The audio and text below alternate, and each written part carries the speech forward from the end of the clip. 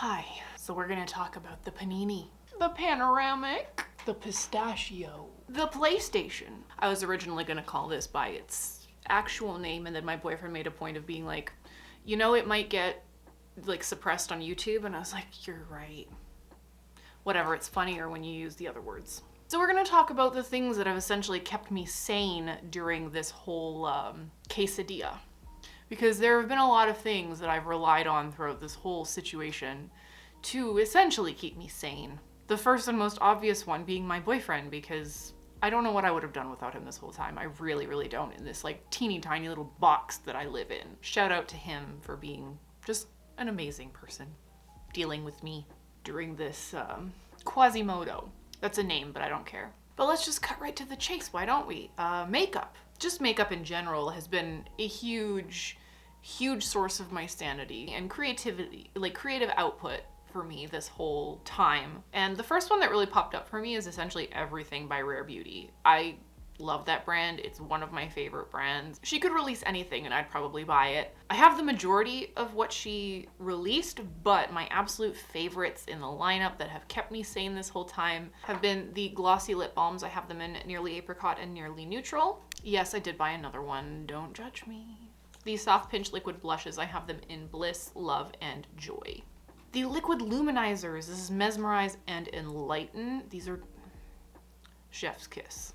And the lip souffles. These are, I have too many of them. And by too many, I mean not enough. But my favorites of the lip souffles are, is these even all of them? Are these even all of them? My favorites are Courage and Brave.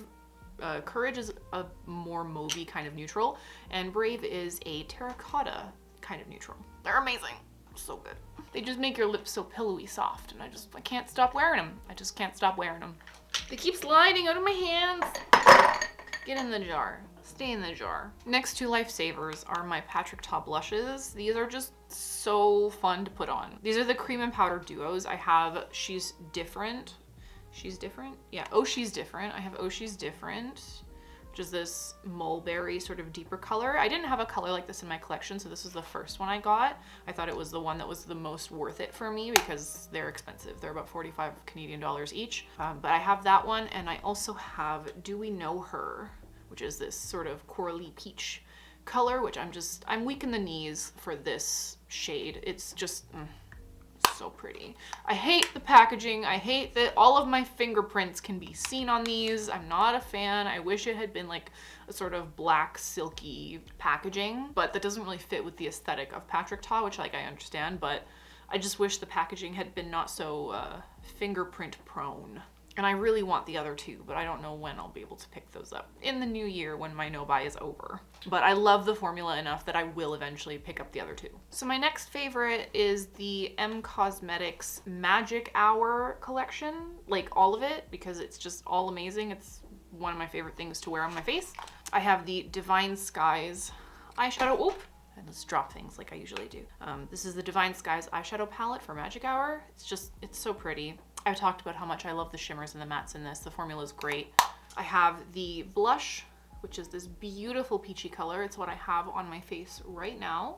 It's just gorgeous. It's this like nice baked formula that's very light and it's not super pigmented, but you can pack it on and really get a pigment out of it. But if you want just a light wash of color, then this is absolutely perfect. There's also a shine to it, like a radiance. There's no glitter, but there is a radiance to it. So you don't really have to apply highlighter. I still do because I like to have a glowy face. Then we have the three Magic Hour lip products. We have the True Gloss in Magic Hour, which this formula is great. It is plumping. There is a slight tingle to the lips with this, but it sticks around for such a short period of time that I don't really care. And the color is just beautiful. Like they're very opaque glosses for being glosses. I would almost say it's like a glossy lipstick. You could definitely wear these on their own and just that'd be enough. The lip cushion, I love the lip cushion. It's very, very close to my natural lip color. So I feel like when I wear this, there's not that much color show through, so I can wear it as like a regular lip balm because you can't really tell.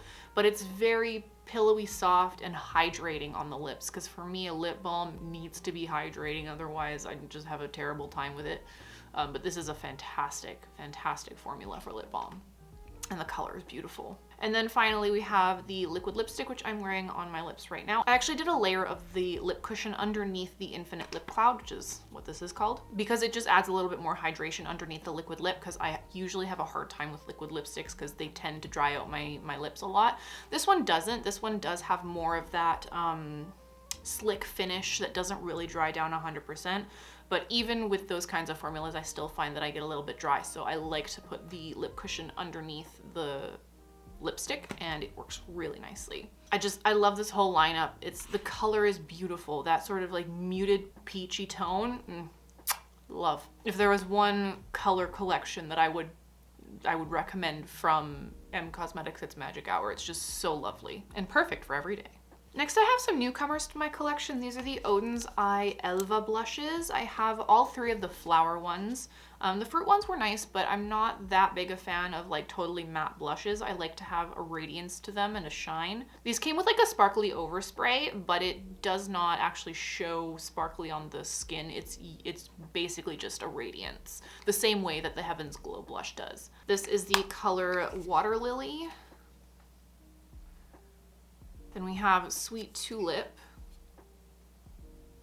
And my favorite, Little Jasmine, which is this beautiful orange color. The formula of this, it's so pigmented. So it's, I would say if you like just a sheer wash of color, this is probably not for you. They're very, very pigmented and dark colors. So if you like that, this is perfect. They're easy to blend and they're just, the color payoff is so good. I love wearing these without anything else on my face. They're just so nice. My last like official makeup-y product on this list is my Kaleidos Space Age highlighters. There's just something so special about these, like about Kaleidos in general as a brand, but specifically their highlighters. I haven't seen anything like them before. They're just super special. Let's go through all of them. I have Moon Cruiser, which is this beautiful blue lilac shift. I have Diamond Dasher, which is a beautiful peachy pink with very, very intense sparkle. I have Solar Sailor, which actually came shattered and I had to like press it back in there. But this one is a sort of like a yellow shift to it. It's almost green, the shift that it has, but it's definitely like a yellow sort of lime green shift. Then I have Star Surfer, which is a more muted sort of baby pink peach highlighter. It's very similar to Diamond Dasher, but doesn't have nearly as much sparkle. It's the one that I'm wearing on my cheeks right now.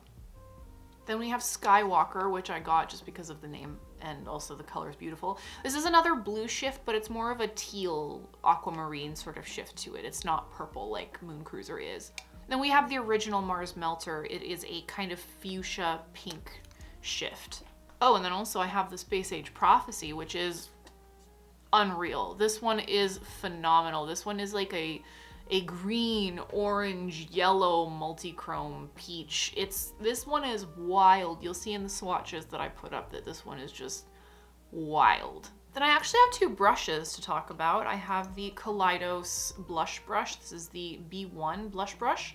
I just love this because it's small and because I like to do more concentrated blush on my cheeks. This is perfect for me rather than huge, like fluffy brushes, because I like to concentrate it further up on my cheekbone, like towards my temple, almost like a half drape. I don't like to put it all over my cheeks. Sometimes I'll go in towards the middle of the face and then on the nose, but this just allows me that concentrated application that I really enjoy. And the second brush that I wanted to talk about is the Rare Beauty foundation brush. I don't actually use this for foundation. I use this for cream blushes because it's so dense. It picks up the cream blush very well. And the same thing with liquid blushes. This is perfect for applying the Rare Beauty liquid blushes with, or any cream blushes. It's fantastic. The shape of it is perfect for grabbing cream blush from pans and perfect for dabbing. Stippling, that's what it is, where you just do this. Plus the shape of the brush and also how pretty it is. I just love this brush a lot. It's very easy to hold. The shape of it is really nice. It's just a beautiful and very nice brush. You can probably tell what my favorite thing is to apply based on the two brushes that I chose as my favorites. So lately I've really gotten into nail polish again, just because I've done the acrylic nails for, at this point, it would be almost 2 years that I've been doing acrylic nails. And when things shut down again in Montreal, it was like, I'm just not gonna bother going back and getting them redone again, because then who knows, if we get locked down again, I might have to go back and then just wait for them to fall off. And then taking off acrylic nails is such a hassle. Like, it took me almost a full day to get everything off of my nails. So I figured I'm just gonna let them grow out and just keep wearing nail polish to kind of dissuade myself from, or discourage myself from picking and biting at my nails. And it's been working so far. Like, these are my natural nails, just put on like just nail polish on them. And while they do break easier, and I don't appreciate that, it's not so bad. Like, I can work with it. But one of the companies that I started buying nail polish from that I'm really enjoying, and this is a recent find, is Lights Lacquer. All of these colors that you see on my fingernails right now are from Lights Lacquer. We have, what is this one? Cold Turkey. We have Cold Turkey on this. Matilda, I think is this one. Lila, sorry, yeah, it's this one. It's called Lila. Mila on this one, which is this color. And then on this pinky finger and on my thumb, we have Matilda, which is a very skin-toned, or at least my skin-toned, kind of brownie neutral. And I love that color combination. It's just so freaking pretty. I'm obsessed with it, but I got a bunch of other colors, including 2 yellows, because I love yellow. I got a bright, like, neon slime green. I got Venus, At Last, and Mia, which is this pink color. I love how long they last. Like, I bought 3 colors from Orosa is this brand, and these started chipping after not even a day. Like, they started chipping right away, and I was really not impressed. Like, I could see underneath my top coat, I could start to see cracks forming in the nail polish after like a day or so. And for me, I expect my nail polish to last a bit longer than that. So I was really disappointed to see that that had happened, and it did not happen with Lights Lacquer. It's been going on for 5 days now, almost a week, and it's been perfect. So very impressed with Lights Lacquer, and I will continue to buy stuff from them. That concludes the makeup, so let's move on to the other category, the other major category, which is skincare, because that's another thing that has kept me sane and that I've decided to focus on during this pandemic. Oh no, I said the word! Panini, Panoramic, Pizza Hut. During this Pizza Hut, I've enjoyed skincare and hair care, because hair care is also very important, and I kind of lug that into the same sort of mini category. But I have been loving, absolutely loving, The Ordinary and the Inky List. Both of these very, very effective and cost-efficient brands that make skincare easily accessible for most people, because they give you the actives and all of the ingredients that you need at a very low price point, so you're not like breaking the bank trying to make your skin better. The ingredients that have made the biggest difference for me have been niacinamide, which I use from the Inky List. I started with the Ordinary one and then switched to the Inky List because I just wanted to try a different formula. And then also the Buffet peptide serum from the Ordinary. So this is one that the ingredients have been just amazing for my skin, and I've seen the biggest difference since incorporating these two in my nighttime routine. The other ones that I'm currently using are the Inky List Vitamin C Serum, as well as the Ordinary Retinol 0.5 in squalane. And between all of these 4, I've seen such a huge improvement in my skin, and I have my my regimen that I do every morning and night that I stick to pretty religiously. But the Ordinary and the Inky List have been huge components in the improvement of my skin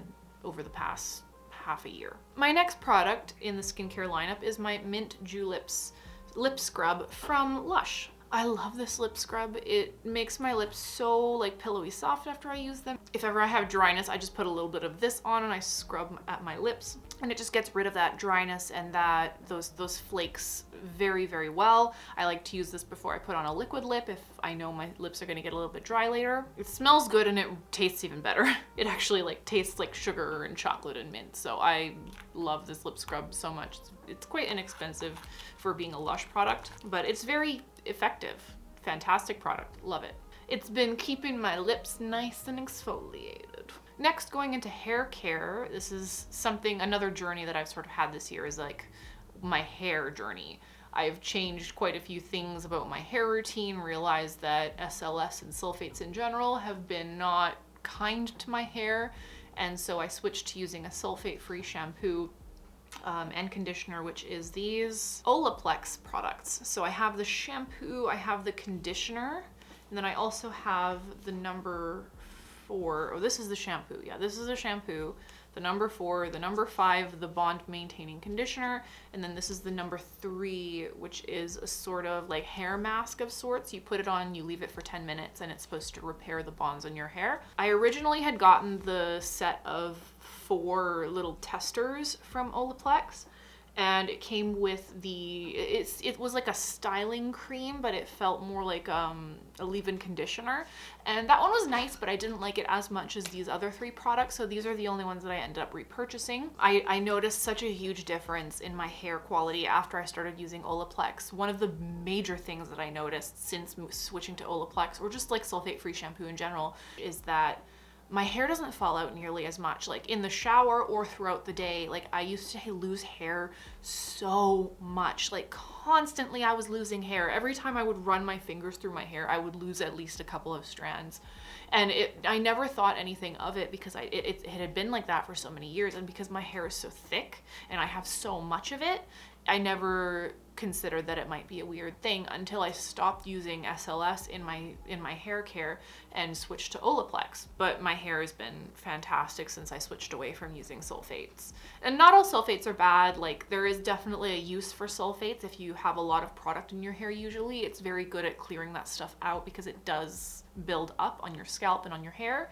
But because I don't generally use hairstyling products at all, or I just don't. It's just not a thing that I do to my hair. Having just a light shampoo is fine for me. I don't really feel like I need sulfates in my hair routine in order to cleanse properly. So this has been amazing. My last hair care thing are these enormous scrunchies. I love big scrunchies so much, especially now that I'm letting my hair grow a little bit longer and I actually have use for scrunchies. I got 3 of these and I want even more. I got them from a company here in Montreal called Scrunchit. Check them out on Instagram. I'll leave a link to their shop down below, but I love big scrunchies so much. I just love them. This one is my favorite. It's like this chocolatey brown, beautiful, giant silky scrunchie. And it's the one that you'll probably see me wearing the most. I don't know if I think I've worn the green one, and I think I've worn this one in some of my previous videos, but it's just so lovely. It just makes me feel so posh, you know, with my giant scrunchie. I can't wait to be able to put my hair up into a top knot so that I can use the big scrunchie up top my head. I love it, love it. Up top my head, up top my head. So let's move into the kind of everything else sort of category. We've done makeup, we've done skincare, we've done hair care. Let's go into basically everything else. My biggest thing that I've just fallen in love with, like, in the past year, this fucking shit. These things, Takis, I love them. I love them so much. A friend of mine on Twitter got me really into these.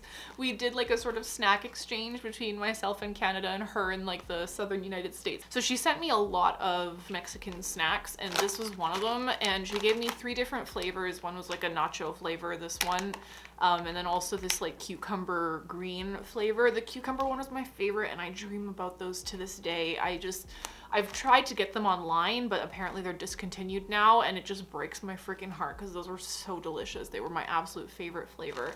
But these ones were also a close second, and I haven't been able to stop buying them. The only thing, and I'm probably gonna email them incessantly about this, is I want them to stop formulating these with palm oil. Because palm oil is horrible for the environment and for the people farming palm.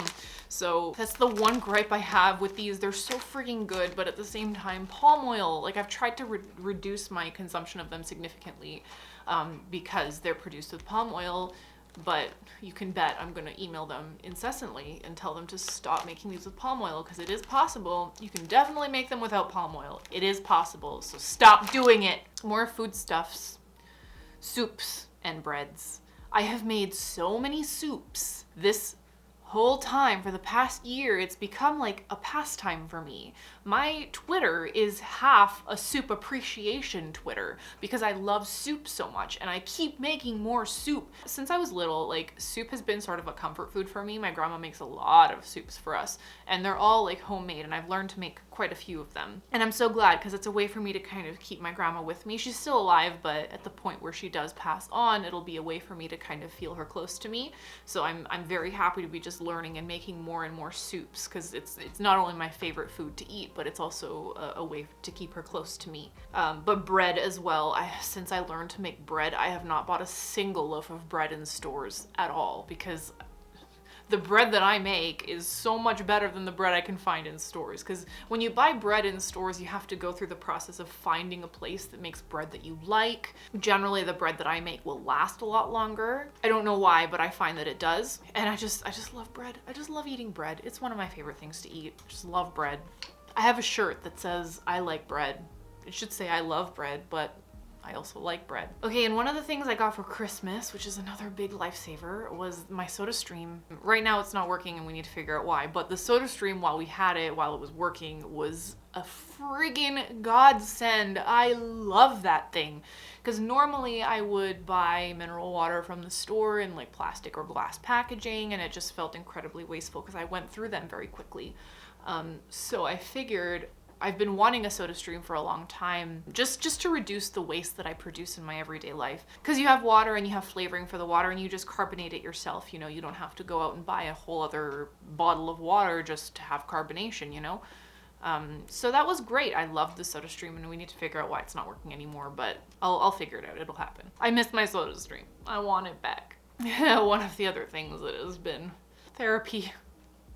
Therapy. I started going to therapy this year just because things started to get really bad for me with my mental health, and I wanted to kind of understand where these feelings were coming from and find ways of dealing with it in the moment and being able to live my life. And one of the biggest reasons why I actually decided to go to therapy was because for a very long time I've been suspicious that I have ADHD, and talking to a therapist for the first time, because until now, I had been just saying, oh, suspected ADHD, suspected, and so many people have come back at me being like, oh, you can't diagnose yourself, you don't know if you have ADHD, and just comments like that made my experience just feel so invalid. So I was like, okay, fine, I'm just gonna go to therapy and get it diagnosed officially. So talking to a therapist and telling them all of these things that I'd been feeling for years, like since I was a kid, all these behaviors that I had, she basically told me like 100% almost you have ADHD and you've had it all your life. But just being able to have someone to talk to when things are rough. I've been able to talk to her recently about my uncle passing away, which was great. Like, she gave me several different methods of dealing with my own grief, which I'd never really had to do before because I've never lost anyone. So it was great to have that resource, and I feel very, very strongly now that more people should have access to that resource. It should not be a thing that's only available to people who can afford it.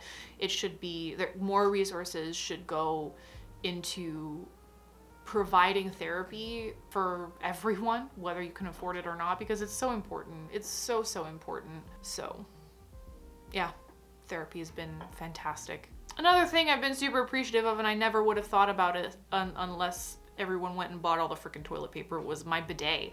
I bought a bidet at the very beginning of this whole situation because people were buying out all the stores of toilet paper. There was hardly any on the shelves anymore. It wasn't such an issue here. Like, I was able to find some still.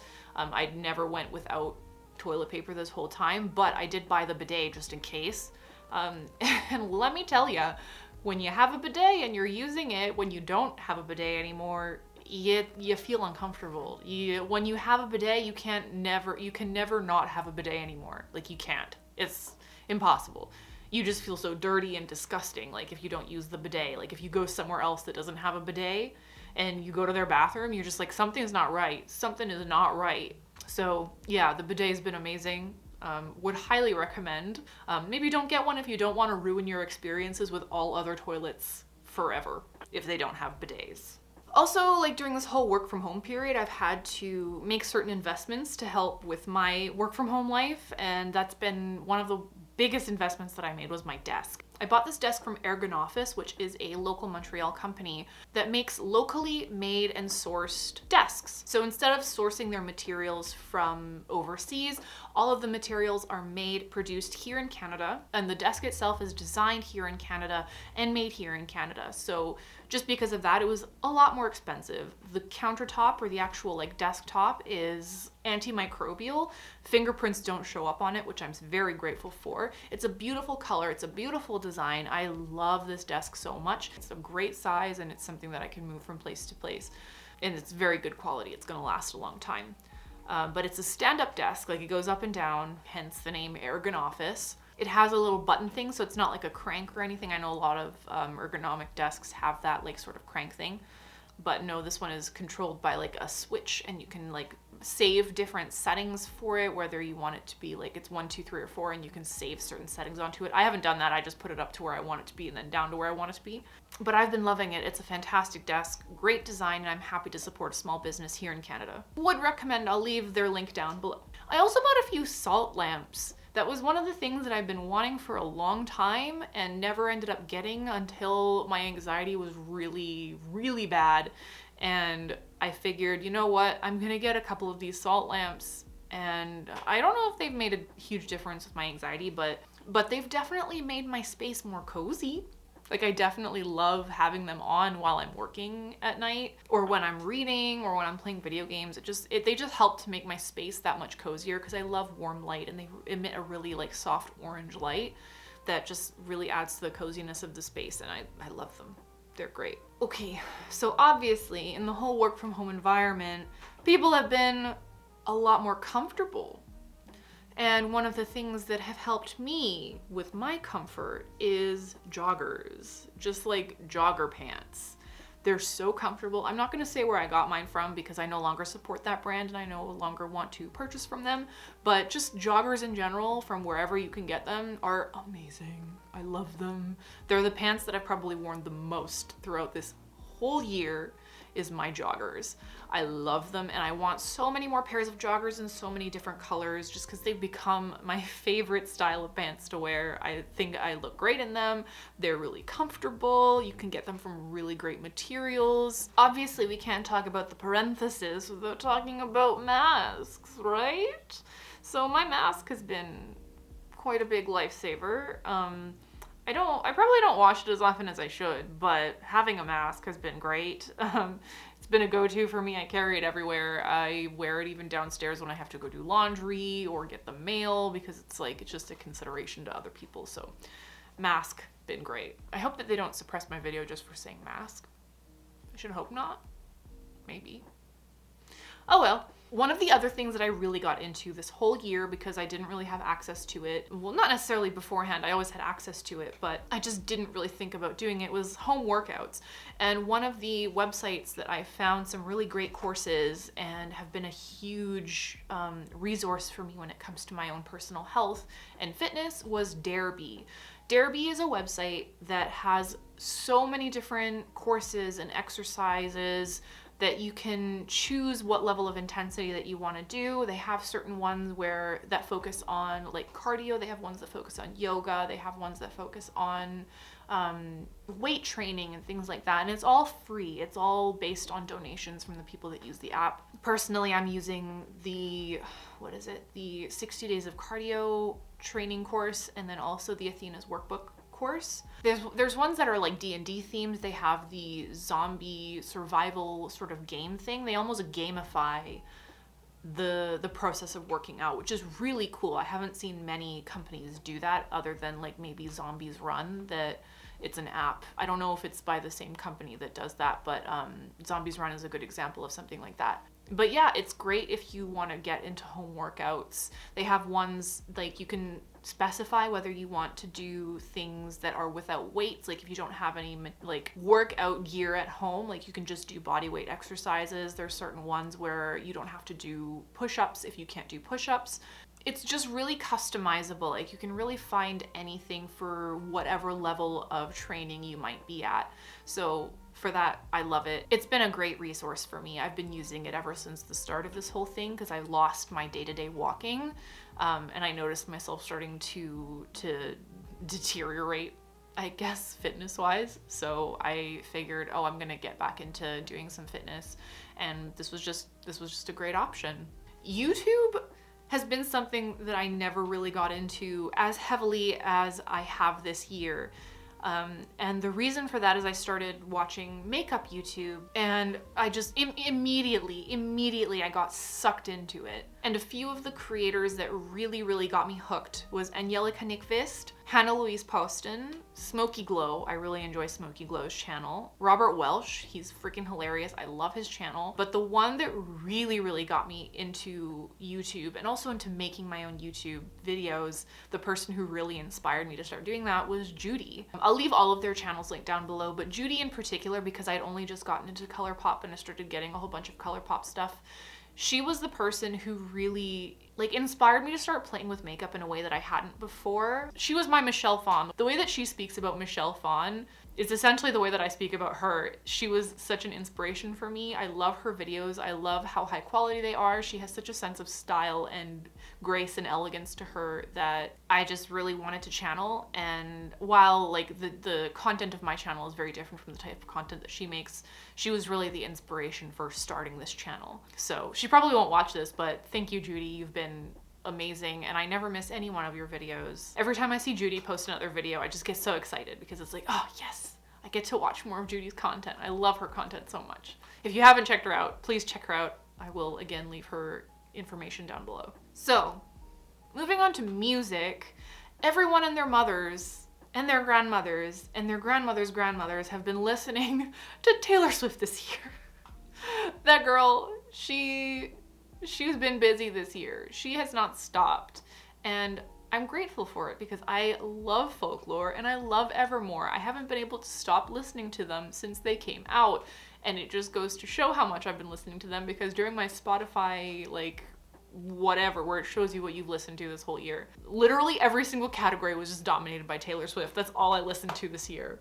And my boyfriend has been going on and on about how like, oh, why don't you call yourself a fan? Like, and I've been fighting against it so much. I'm like, I just like her music. I don't know how I feel about her as a person. I just really like her music, and her music is really good. And I don't like any of her like older albums, like be anything past or before 1989 I didn't really listen to because it just felt a little bit too kitschy. It felt a little bit too like young for me, so I wasn't really interested. Like I wasn't really into her when she came out with Red or Speechless or whichever one was before that, Fearless. I don't know if I'm even getting them right, but yeah, I just like fought so hard against calling myself a fan, and you know what?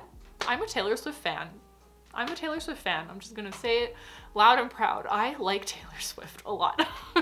This year I really got in touch with the more witchy side of myself, and I created a playlist that was entirely like sea witch vibes, and there is like instrumental songs in there, and then also like lyrics, like songs with lyrics in them as well, but all of it is sort of like ethereal and fairy-esque and just like witchy vibes. So if you're really into that, I'll leave a link to that down below if you want to check out my witchy playlist. But there's a lot of songs in there, and if you want just kind of chill vibes that are like that make you feel more in touch with nature and make you think of water and air and trees and dirt and that those kinds of feelings, it just make you feel like more in touch with the universe. Like that's the kind of stuff that I put into that playlist. So if you're into that, if you like that kind of stuff, check out my my Sea Witch Vibes playlist that I've put down below on Spotify. Some other music I really got into this year was Spanish music for some reason. I don't know why, but I just love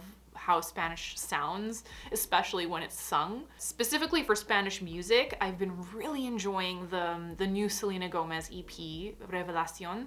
It's so good. It's just so good. I only wish it was longer. Like I wish it wasn't just an EP. I wish it was a full album with more songs on it, and I hope that she does more of that kind of music because I think it really suits her, and I love seeing normally English singers singing in their native languages. It just makes me really happy. Another artist's album that I really enjoyed was Ina, who is a Romanian singer and performer, and she released an album that was entirely in Spanish, I think in 2019 or 2018, I can't remember, but I'll leave a link to that down below, and also to the new Selena Gomez EP. But I've just really been loving Spanish music lately, and those are the two that I've been listening to a lot this year. I've just really been enjoying it. If you have any other recommendations for good Spanish music, please leave them down below because I've just been eating it up. I've been eating it up. Can't stop listening to it. It's so good. I got into a new book series, which hasn't happened in a very long time. I kind of stopped reading for a while there, and I was worried whether I was never going to get back into it, but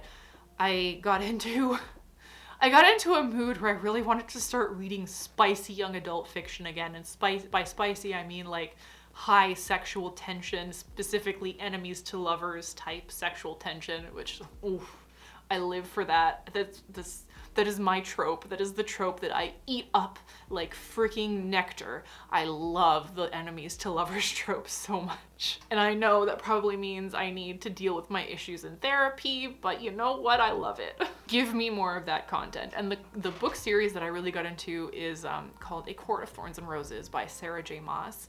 I blame this group that I'm a part of that follows this artist called Elithien, who actually made my earrings. I'll leave a link to her shop down below. She makes a lot of fan art for A Court of Thorns and Roses, and most recently she designed book covers for like all of the books, and they were included in this box with the newest book. And that was really cool. I missed out on that, but the art itself was super, super cool. But because they talked so much about the series, I got really curious and I wanted to be like, okay, what is the deal with this book? So I read the first one. I just finished it yesterday or the day before. This weekend. I just finished the book this weekend, the first one. And I loved it. It was so good. Like, I don't want to like spoil anything, but it's very good. It's a Beauty and the Beast retelling essentially with enemies to lovers thrown into there, and I'm living for it. I'm now on to the second book and it's like, I'm waiting for the spice. I'm waiting for the spice. Would highly recommend. Would highly recommend if you like fairies, for one, because it is fairy fiction. If you like enemies to lovers, if you like spicy young adult, just go read it. Just go read it. This video is already really long, I'm sure, but please just stick with me because we're getting there. One of the other things that I really got into this year was tarot. And two of my favorite sets that I actually got is this Good Dog Tarot set that I got from a Kickstarter that I supported. The artist's name is Melonsquare Studios, and they're so cute. They're just such cute little tarot cards, and they're just as supportive and positive as you would expect dogs to be. So whenever I need like a feel-good reading, whenever I need something to just kind of lift me up, I'll go for this deck because it seems what it likes to do. Like anything positive or supportive, when I need like a lift up or a pick me up, they're always there for me. I love these cards. And the art is just so cute. The other deck that I have is also from Elithien, is the Solaris set that is Star Wars themed. These cards are absolutely beautiful. They have the most interesting feel to them. They're like a matte sort of silky texture. They're beautiful. Like the artistry of these cards and the design is just so cool and so different. There's Poe Dameron as what's the Chariot.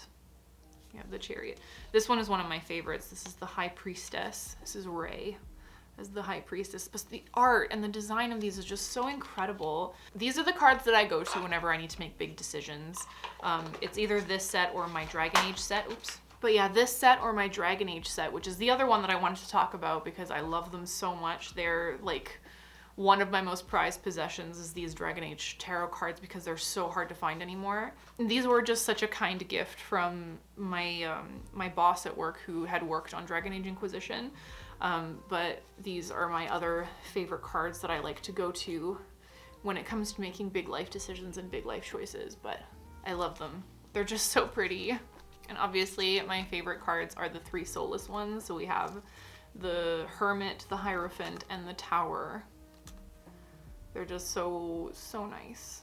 All right, so my last thing in like my everything else sort of category is my iPad Pro. I bought this a couple of years ago, and this is the big one. This is the 12.9 inch, no, 12, is it inches? Yeah, it's inches, 12.9 inches.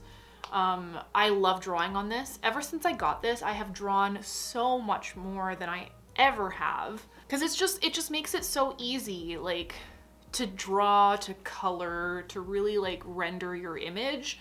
It just makes it so much easier, and I've made some like really pretty drawings that I'm super proud of on this thing, so yeah, I hope that I'll never be without it. I use it for watching YouTube videos as well. This is like my go-to like screen that I use when I watch YouTube videos. I decorated the back of it with a bunch of stickers. Most of them from, if not all of them, from either Witchy, which is these bigger ones, or Elithien, which is like all of these and then all of these on the top. But yes, I love my iPad Pro. It's a great, great thing, and I'm very glad that I invested my money into it because it's been an invaluable resource for me. Specifically during this time indoors when all I can really do is imagine and create my imaginings onto drawings, so. And then I have one final category of things that have kept me sane during this polenta, and that is video games. I work in video games, so of course this is gonna have its own freaking category. First off, I want to pump my own game that I worked on, that was Star Wars Squadrons. That's what I spent most of this year doing. And I'm super proud of the game that we ended up creating. So many people worked so passionately on this game, myself included. We love what we made, and we're just really proud. So if you want to play a cool game, like a first-person space flight simulation game with Star Wars, this is the game for you. It's super fun. It works in VR as well. Would not recommend going in the A-Wing if it's your first time in VR. I did that and that was a mistake, but it's just a fun game. It's just a really fun game, and I don't even play those kinds of games, so for me, I had a lot of fun with it. So I hope that you end up picking it up. Please let me know if you do and what you think of it. One of the other games that I really enjoyed this year, along with like millions of other people, was Animal Crossing New Horizons, and I think that it was snubbed at the Game Awards. I think that it really deserved Game of the Year because culturally, it is the most relevant game that came out this whole year. Everybody was playing Animal Crossing when it came out because it like was in line with the start of this whole thing. It came out right when we were all locked down. And for many people, it became an escape. They started to host talk shows in the game, which was so cool and so interesting. It was nice. It was just a fun little cozy game that you could play when you needed to escape from everything else that was happening in the world, and you just needed to feel like you were on vacation somewhere, and this was the perfect game to do that with. I don't pick it up nearly as often as I used to, and I'm like kind of sad about that because like my threshold with like new things has kind of like reached its limit, but I still play the game quite frequently, and I go in and I check on my little villagers and I talk to them all the time and I do like my daily things. But I love Animal Crossing. Whenever I just need to chill and not do anything like high stress, that's the game that I usually go to. One of the other games that has been a constant for me over the past 2 years, I would say, and even more so during this year, is Destiny 2. It's a first-person shooter where you are at war with aliens, essentially. It's a multiplayer game, so you play with your friends and you solve puzzles, essentially, because each encounter, like specifically the raid encounters, are like huge puzzles that you need to kind of, everyone has a role, and if you don't fulfill your role, then you fail the encounter, sort of thing. And it's just so much fun. It's just a lot of fun to play with your friends, but also to play by yourself. Because I play most of the game by myself because I'm very much a single player type of person. But I find that even the single player content is engaging, and there's a game loop there that is very satisfying when it comes to continued loot dropping and just gameplay in general. There's a loop there that really drew me in when there wasn't really anything else that drew me in. So I easily fell into the trap that was Destiny 2. But it's a great game. The visuals are amazing. Like the environments, I could spend hours just staring at the environments and taking screenshots of everything that those artists built. It's so beautiful. It's worth checking out that game for the environments alone. That game is just so freaking beautiful. One of the other games that I really went back to this year and started playing, not only because I am now working on its sequel, but just because it's a comfort game for me and I like going back to it every once in a while, is Dragon Age Inquisition. It came out in 2014, but I still really love to play it even now, and I think it's a game that I probably will always go back and play, because there's still, even to this day, so much that I haven't experienced. I keep pursuing the mage path, Literally every playthrough I've ever done, I've chosen the mages over the Templars. I've never experienced the Templar run through, and I really need to one of these days. So there's a whole half of the game that I've never experienced yet, just because I keep making the one choice. But it's just a good game. I would say it's a chill, cozy game, just because so much of it is you wandering around, just stumbling upon things. It's very in line with sort of Zelda Breath of the Wild in that way, where there's a lot that is just discoverable on your own, and you can like run around and discover those things as you see fit, or you can engage with the story if you really want to. Like, obviously there's going to be a limit to the stuff that you can discover, but if you're just there for a good time and playing casually, like there's still stuff for you to do, you know? And I just really enjoy it. I love going back and playing Dragon Age Inquisition, even though I keep telling myself, oh, I'm gonna do something different this time. Like, it doesn't happen. I always pick the same thing. I'm like, I'm gonna romance someone new. Solus opens his mouth and I'm like, guess not. Guess we're doing this again. I'm ready for my heart to break. So a game that actually was released this year that I enjoyed it, but it also broke me in a lot of ways and gave me nightmares for a long time, was The Last of Us Part 2. I loved the game. I had my issues with it as well, specifically around its making, but I loved the game. I thought it was fantastic, and the story just really hit home for me. I loved the two characters of Ellie and Abby. I like that the game made me sympathetic towards the character that they set you up to hate in the beginning. There's just a lot of play with perspective there. Whether it was the execution was successful or not, there was a valiant effort made, and I really appreciated it for what it was. If you haven't played The Last of Us, I would 100% recommend going back and playing that game. That game hit hard for me, like especially like just the beginning 5 minutes of that game is like infamous among the gaming community for being like one of the saddest things that has ever been committed to game to screen. So if you haven't played it, would definitely recommend going back to play it. But just for also, especially with what was happening this year, the content matter of the game was slightly worrying and too real, like a bit too real, because I think we were all thinking like, oh, how far is this virus gonna go? Like how far, like how close to zombification are we gonna get in this lifetime? So for me, there was just that kind of like paranoia underlining it all, which obviously we didn't get to that point, but it still gave me nightmares. It still gave me a lot to think about. And the last game that is one that I always go back to because it's just another comfort game for me, and specifically when I feel down and depressed about things, it's one that I'll always go back to, is GREE, and I know I've spoken about it before, but it's a beautiful game with the most amazing artwork that I think I've ever seen. And the gameplay is really fun. It's one of those types of puzzle games where, because I struggle with puzzle games a lot of the time. I'm not the most clever person, and a lot of the times I need to look at walkthroughs to be able to get myself through puzzles, but for this game I was able to finish it without any walkthrough while I was on a flight, and I didn't have any trouble. Like the way that they presented information and the way that they would give feedback to the player about the things that they were doing was so intuitive that I didn't need help throughout the whole game. Like I was always able to figure out what to do. And I don't know if that speaks to the game design and how well that they presented that feedback when you did something right or wrong, or whether it was just that it was easy. I don't know. But I had a really good time with the game, and the whole theme of the game was around depression and grief and loss and dealing with that. So specifically with around what's been happening with me in my life lately, it was a very relevant game, and I've found a lot of comfort going back and playing that game. So if you're dealing with that kind of struggle right now, I would highly recommend playing this game. And even if you're not, it's just a really beautiful game and very well designed. I love the level design, the creature design is amazing, the world design, the environments, they're all beautiful. Like 1000%, that's one of my favorite games of all time, I think, is GREE. So go play it.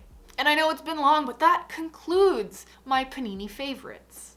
I hope that you've enjoyed this video. Please let me know what your favorites have been, the things that you've gone back to over and over and over again while you've been working from home. There's a whole lot happening in the world right now. Please keep yourself educated and informed. I'm leaving links down below for places in which you can do that and places in which you can help. I hope you had a good time with me today, even though it was a long time. I hope you have a fantastic day, and I'll see you in the next video.